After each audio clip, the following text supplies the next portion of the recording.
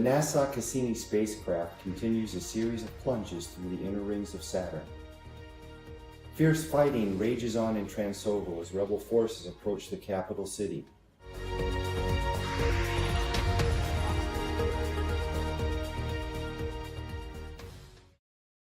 This is John Hancock reporting live from Transovo, where we've seen the situation deteriorate rapidly over the past 24 hours.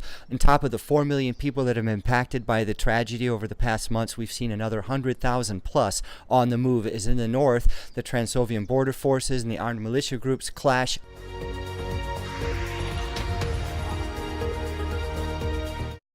Here in the Transovo capital of Capital City, it's hard to see how the devastation in the countryside is impacting the population.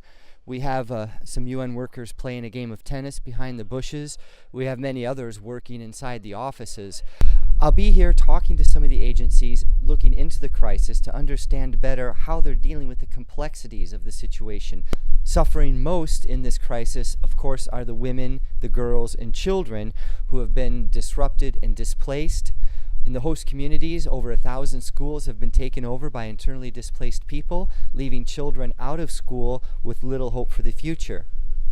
We'll be talking to United Nations staff to understand better their approach to this complex and expanding humanitarian crisis. Which agency are you with?